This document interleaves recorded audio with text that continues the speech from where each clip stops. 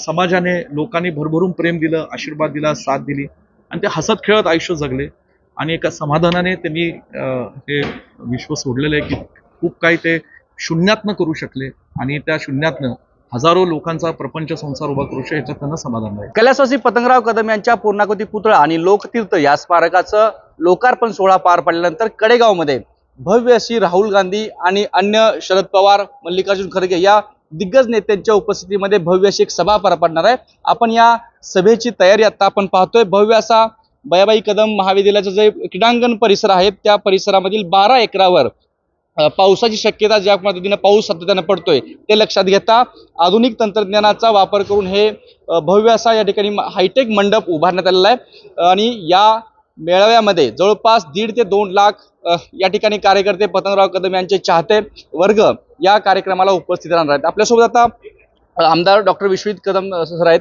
ज्या पद्धतीनं तयारी आपण पाहतोय, भव्य अशी तयारी या लोकार्पण सोहळ्याची होते, काय सांगाल त्या? स्वर्गीय पतंगरावजी कदम साहेब हे पलूस कडेगाव विधानसभा मतदारसंघाचे केवळ आमदार नव्हते, राज्याचे ज्येष्ठ नेते, राज्याचे मंत्री म्हणून त्यांनी गेले 50 वर्ष महाराष्ट्राच्या जडणघडणीमध्ये त्यांच्या पद्धतीने मोठं योगदान दिले. त्यांनी त्यांच्या सार्वजनिक जीवनाचा प्रवास हा शैक्षणिक क्षेत्रापासून केला आणि शून्यातनं एका दुष्काळी गावात सर्वसामान्य शेतकरी कुटुंबात जन्माला आल्यानंतर बहुजन समाजाला, शेतकऱ्यांच्या मुलांना शिक्षण मिळावं यासाठी पुण्यात त्यांनी 19व्या वर्षी शिक्षण संस्था स्थापन केली आणि शिक्षण क्षेत्रापासून ते नेहमीच स्वर्गीय यशवंतराव चव्हाण साहेब, स्वर्गीय इंदिराजी गांधी, स्वर्गीय पंडित नेहरू, स्वर्गीय राजीवजी गांधी, स्वर्गीय यशवंतराव मोहिते, वसंतदारांच्या पासून ते प्रेरित राहिले आणि म्हणून त्यांनी 80च्या दशकामध्ये राजकारणात प्रवेश केला आणि महाराष्ट्रामध्ये शिक्षण, क्रीडा, साहित्य, राजकारण, समाजकारण हे सगळ्या क्षेत्रांमध्ये काँग्रेस पक्षाच्या विचारातून योगदान दिलेलं.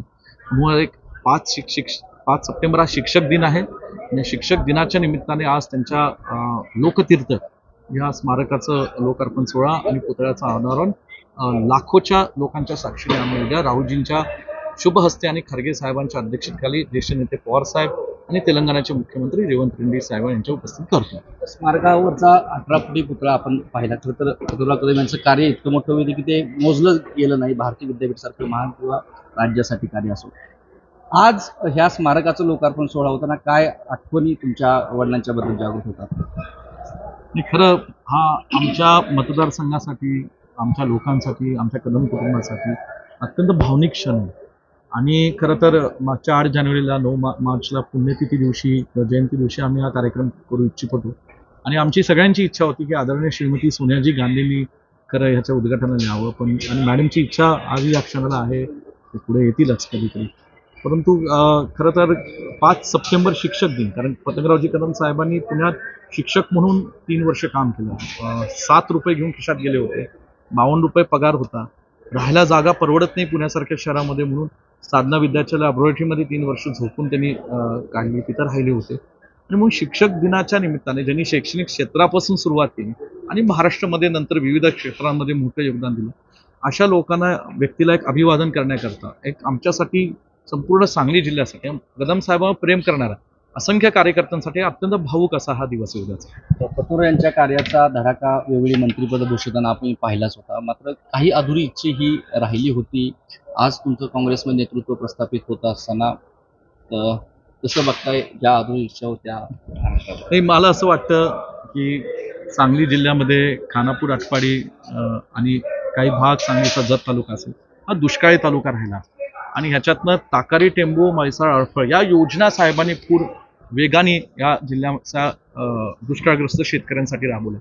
मग इच्छा निश्चितपणे त्यांची पूर्ण झालेली आहे. गरीब विद्यार्थ्यांसाठी शिक्षण संस्था, गरीब विद्यार्थ्यांना महाराष्ट्रासाठी, देशासाठी घडवणं, कदम साहेबांनी आयुष्यभर खूप काही काम केलं आणि असं मला वाटतं की त्यांना समाजाने, लोकांनी भरभरून प्रेम दिलं, आशीर्वाद दिला, साथ दिली आणि ते हसत खेळत आयुष्य जगले आणि एका समाधानाने त्यांनी हे विश्व सोडलेलं आहे की खूप काही ते शून्यातनं करू शकले आणि त्या शून्यातनं हजारो लोकांचा प्रपंच संसार उभा करू शकले, याच्यात त्यांना समाधान आहे. सध्याची राजकीय परिस्थितीवरती पतंगराव कदम यांचं हसणं किती गरजेचं होतं किंवा खरं सांगेल, पतंगरावजी कदम साहेबांचा स्वभाव फार मोकळा ढाकळा होता आणि ते स्पष्ट बोलायचे, कारण त्यांची सिनियरिटी होती स्वर्गीय यशवंतराव चव्हाण साहेब, स्वर्गीय वसंतदादांसारख्या, पवार साहेबांसारख्या अनेक ज्येष्ठांबरोबर पतंगरावजी कदम साहेबांनी जवळून काम केलं आणि मग त्यांचा शब्द कोण डावलत नव्हतं आणि त्यांना माहित होतं, ज्यांनी कदम साहेबांना मनापासून ओळखलं की साहेब जे बोलतात ते मनातनं बोलतात आणि जे आहे ते त्यांचं स्पष्ट असतं. आणि अशा भावनेतल्या सध्याच्या राजकीय परिस्थितीत खरं अनेक गोष्टी ज्या घडल्या महाराष्ट्राच्या राजकारणात हे कदम साहेब निश्चितपणे कदाचित रोखू शकले असते. ते ज्या टोकाला गेला ते टोकाला जाऊन त्यांनी दिलं नसतं असं मला व्यक्तिगत वाटतं. महाविकास आघाडीची मोठ बांधली गेलेली आहे, पुढे विधानसभा आहेत. या मेळाव्यातून काही विधानसभेची नाही, मला असं वाटतं विधानसभेचा हा काही मेळावा नाही. हा मेळावा हा निश्चितच पतंगरावजी कदम साहेबांवर प्रेम करणारा लोकांचा, कार्यकर्त्यांचा मेळावा आहे. सांगली जिल्ह्यातले लाखोनी लोक या ठिकाणी उपस्थित राहणार. आता हे निश्चित आहे की आदरणीय राहुलजी गांधी हे आज या मेळाव्याला आहेत, खरगे साहेब आहेत, पवार साहेब आहेत.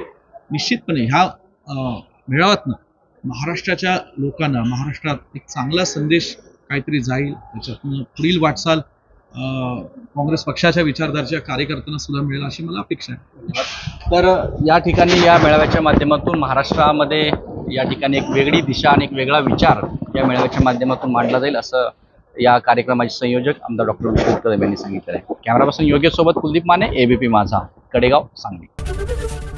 एबीपी माझा, उघडा डोळे बघा नीट.